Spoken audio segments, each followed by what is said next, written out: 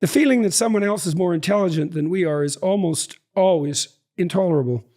We usually try to justify it in different ways. Quote, he only has book knowledge, whereas I have real knowledge.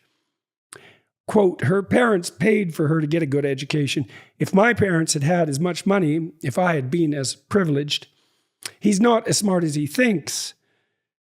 Last but not least, quote, she may know her narrow little field better than I do, but beyond that, she's really not smart at all. Even Einstein was a boob outside physics. Given how important the idea of intelligence is to most people's vanity, it is critical never inadvertently to insult or impugn a person's brain power. This is an unforgivable sin. But if you can make this iron rule work for you, it opens up all sorts of avenues of deception. The feeling of intellectual superiority you give them will disarm their suspicion muscles. And then, daily law. Subliminally reassure people that they are more intelligent than you are, or even that you are a bit of a moron, and you can run rings around them. And this is the 48 Laws of Power, from the 48 Laws of Power, Law 21. Play a sucker to catch a sucker. Seem dumber than your mark. So when I was preparing for this, I was reading these daily meditations, and I was actually shocked. I was really quite shocked by them. I was shocked by that one. And I was very unclear as a consequence as to your motivations. And so I was thinking, I don't get this. I don't understand this exactly. It's like, This is very deceptive. And then I talked to my team who like your books a lot, and my daughter who really liked interviewing you. And I thought, well, there's something going on here that I don't quite understand, which is certainly possible. And then I thought, well, this is maybe a shadow exploration, something like that. Yes. And then I thought like I was kind of a dimwit for not catching that earlier. But you know, it is shocking. These are very manipulative laws, let's say. And so can you guide me through the rationale for producing material like that? What are you trying to do with your books? And they've obviously been misunderstood. It says in Wikipedia, Green's books are sometimes described as manipulative and amoral. And so clear this up for me. Well, you know, that it's a bit manipulative when people write that, because a great deal of the 48 Laws of Power, I'd say, you know, maybe 2/3 of them are not manipulative, have nothing to do with deception. They have things to do with kind of common sense ideas about power, such as being generous with people, such as creating compelling spectacles, such as entering action with boldness and kind of how you present yourself, sort of things about your image and your appearance. But there are definitely some laws that are quite manipulative. And then my other books don't really go into things like that. So it is a bit of a distortion to write that. But where this comes from is basically, I have a particular idea of power. So maybe I should explain that a little bit. My idea of power, it's not about this kind of grand thing of political or war or something. It's on a very individual level. And the idea for me comes from Nietzsche and his idea of the will to power, which he explains as every organism has a desire to expand itself, has a desire for expansion. And so I think that for human beings, the desire that we have this innate propensity for wanting to expand beyond our limits.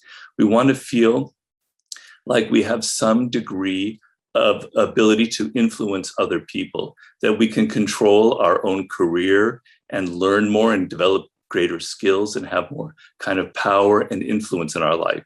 The feeling that I cannot have any power or influence over my children, my spouse, my colleagues, my boss, my career in general is deeply, deeply unsettling for the human animal and causes all kinds of attempts at what I call negative power, passive aggression, etc., setting yourself up as a victim to kind of leverage power in a negative way.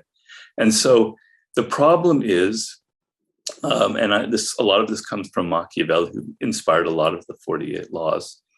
The problem is that we live in a world where this desire for some kind of power butts up against kind of codes of behavior that have gotten stricter and stricter and stricter, particularly in the 21st century, about what is acceptable, about what is politically correct. So we're supposed to appear to be these paragons of virtue, these paragons of fairness and democracy, et cetera. At the same time, we're all trying to angle for different degrees of power in our work, in our relationships, etc. And so because of that dynamic, we have to be extremely careful in this world. And I compare it to the courts of like Louis XIV, where all of the courtiers, if they're too overt in their power moves, the king will disapprove of them and will not banish them, but they'll be kind of excluded to the corner of the palace. And so the game was to be sort of indirect, to be polite and ingratiating. And if you had an enemy, to know how to kind of very quietly get rid of them. And so this is kind of where the 48 laws of power came out from. So you quoted me, I had like 80 different jobs, probably more like 60, 65. But I saw all kinds of very deceptive games being played continually in the various different jobs I had. And I worked in every conceivable field. And I didn't see any kind of honesty about this dynamic in the human world. And it really kind of irritated me. All the self-help books were sort of describing a world that I never saw existed. You know, I saw people being very political, having egos and having problems with their egos. And I didn't see any books like they're kind of describing what I had encountered every day. So law number one is never outshine the master.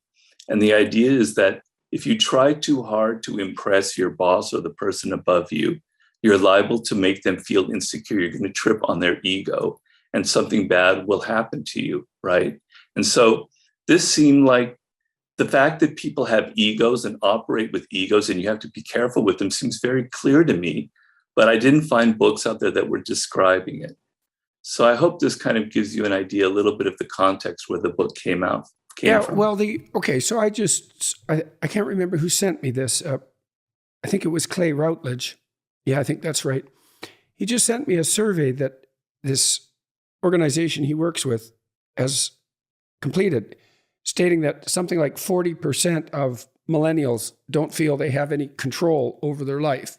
Right. So that is related to the first issue that you brought up. And you obviously consider that problematic. And you said that, well, it's good for us to have some control over our destinies and also to feel that that's a possibility, to see it at least as a goal. Yes. And that if we feel consciously thwarted in that goal or believe that it's impossible, that doesn't mean we're going to give up our striving. It means it's going to go underground and then it's going to manifest itself in all sorts of deceptive ways. Exactly. And then you said that you were interested in Nietzsche's idea of will to power as, in some sense, the central motivation of the organism across species to some degree. And then you talked about the jobs that you've had. So so I got that right. I hope I've got that. Yes, you did. That was very well put. Thank you. Okay. And so to some degree, and then you said, well, you had all these jobs and you found that people were engaged in manipulative and deceptive strategies a fair amount of the time, and that no one was really warning people about this or delineating out the strategies. Yeah.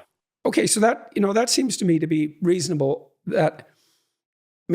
I'm a big admirer of the work of Carl Jung, which everyone listening to this knows more than they even want to know. And he was certainly sensitive to the idea that people had a terrible shadow. Yes. That they would clothe themselves in the garments of moral virtue. Right. And act out a virtuous persona, but because of the thwarted will to strive, in some sense, that they have all sorts of motivations, sexual, power-related, dominance, aggression, anger, resentment, that aren't admitted thoroughly and that are snakes under the carpet or elephants under the rug or skeletons in the closet, and they pollute human relationships. And I certainly believe that's true. I believe that's the corruption of human relationships by a form of severe deceit. And I also think it's reasonable to warn people against that and also to alert them to the fact that such things operate in their own souls. I guess what I wonder is, so then the last thing I'm confused about to some degree is, you had 65 jobs. How come so many jobs?